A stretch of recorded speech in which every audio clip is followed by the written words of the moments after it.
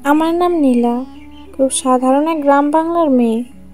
মাটির ঘরে কুয়োর জল খাওয়া, খড়ের চালার নিচে সন্ধ্যা নামার আগে হারিয়ে যাওয়া আলোর মাঝে আমার শৈশব কেটেছে। বাবা ছিলেন এই স্কুলের একজন অবসরপ্রাপ্ত শিক্ষক, মা গৃহিণী। সংসারের অবস্থা কখনোই খুব ভালো ছিল না, তবে অভাবের মধ্যেও মা বাবা আমাদের বড় করেছেন, আমাদের স্বপ্ন দেখতে শিখিয়েছেন। আমার স্বপ্ন ছিল খুব সোজা, পড়াশোনা করব, নিজের একটা পরিচয় গড়ব।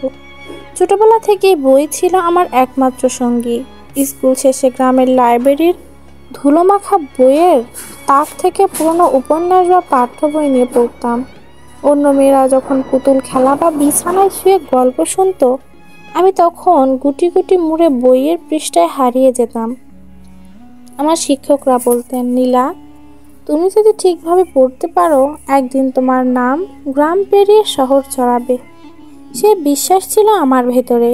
কিন্তু গ্রামের মাটিতে মেয়েদের স্বপ্ন খুব দুর্লভ জিনিস। আমার বয়স তখন মাত্র 17। মাধ্যমিক পরীক্ষার ফল প্রকাশের আগে হঠাৎ বাবা মা একদিন বললেন, তোর জন্য একটা ভালো ছেলের প্রস্তাব এসেছে। ছেলেটা শহরে চাকরি করে, সংসারে কষ্ট পেতে হবে না। আমি হতবাক হয়ে গেলাম।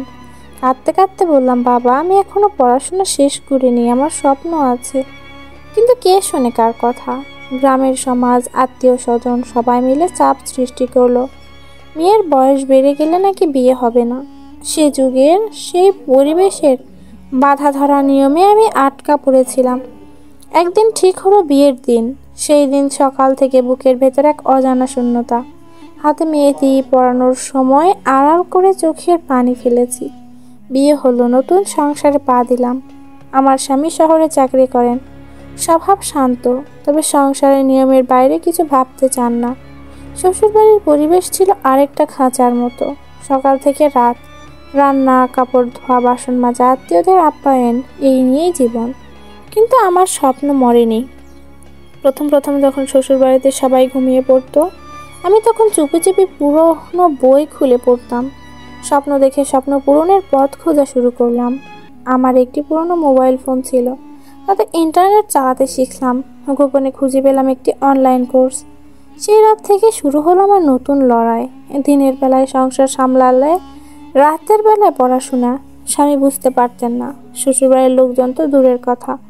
রাতে আলো জ্বেলে পড়ার উপায় ছিল না।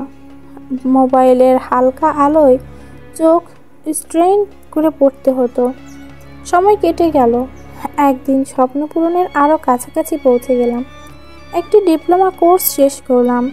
সেই সার্টিফিকেট যখন আমার হাতে এলো, মনে হচ্ছিল আমি একটা নতুন জীবন পেলাম। এরপর ধীরে ধীরে আত্মবিশ্বাস বাড়তে লাগলো। একটা চাকরির বিজ্ঞাপন দেখে আবেদন করলাম। ইন্টারভিউ দিলাম গোপনে। প্রথম ধাপে টিকে গেলাম। দ্বিতীয় ধাপে ডাক এলো শহরের অফিসে। মিথ্যা বলে বের হলাম। ইন্টারভিউ শেষে অফিস থেকে বেরিয়ে মনে হলো, নীলা, তুই পারবি। শেষমেশ চাকরি পেয়ে গেলাম। আনন্দে চোখের পানি চলে এলো। সেই দিন বাসায় ফিরে বলেছিলাম, আমি চাকরি পেয়েছি।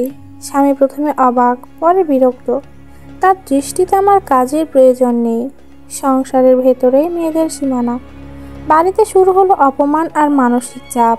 শ্বশুর শাশুড়ি বললেন, বউ হয়ে চাকরি করবে, লোকজন কি বলবে?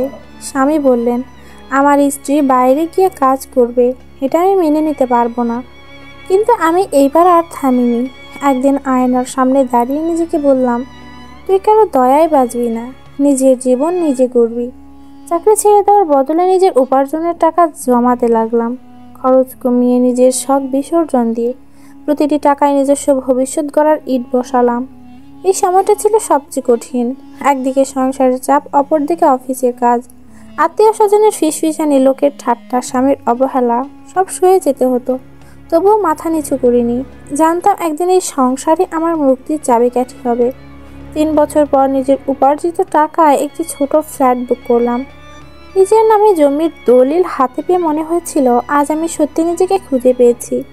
তারপর সেই ঘর থেকে শুরু করলাম আরেক অধ্যায়। নিজের লেখা গল্প পাঠাতে লাগলাম বিভিন্ন ম্যাগাজিনে।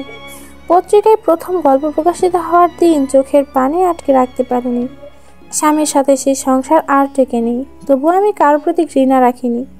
জীবন আমাকে শিখিয়েছে কারোর উপর নির্ভর করে বাঁচা যায় না। আজ আমি একা, স্বাধীন, সাহসী। নিজের নামে ছোট একটা প্রকাশনা সংস্থা চালাই। অসংখ্য মেয়ের গল্প আমি শুনেছি, যারা আমার মতোই স্বপ্ন দেখে কিন্তু পরিবেশের কাছে হেরে যায়। আমি জানি তাদের জন্য আমাকে পথ দেখাতে হবে। নিজের অভিজ্ঞতা দিয়ে আমি চেষ্টা করি তাদের সাহস জোগাতে। সমাজ অনেক কিছু বলবে, কিন্তু একজন নারীর ভেতরে যদি জেদ থাকে, তবে সে তার ভাগ্য নিজেই লিখতে পারে। আমার এই পথ চলা থেমে নেই। প্রতিটি ভোর আমাকে নতুন করে শেখায়, স্বপ্ন দেখতে ভুলিস না, স্বপ্নই তোর বাঁচা সাহস দেয়। আমার জীবন কোনো রূপকথা নয়, এটা সত্যিকারের সংগ্রামের গল্প। আমি আজ যেখানে দাঁড়িয়ে আছি, সেখানে পৌঁছাতে আমাকে কত রাত না ঘুমিয়ে কাটাতে হয়েছে, কত অপমান গিলে হজম করতে হয়েছে, সেটা আমি আর আমার দিনলিপি জানি। সমাজ আমাকে বলেছিল, মেয়ে হয়ে এত স্বপ্ন দেখা বোকামি। আমি প্রমাণ করেছি স্বপ্ন দেখতে লিঙ্গ লাগে না, সাহস আর পরিশ্রম লাগে। আমার গল্প এখানেই শেষ নয়। আমি বিশ্বাস করি প্রতিটি মেয়ের ভেতরে এক একটা আকাশ থাকে, যেখানে ওরা মুক্ত পাখির মতো উড়তে চায়। শুধু প্রয়োজন সেই ডানা মেলে দেওয়ার সাহস।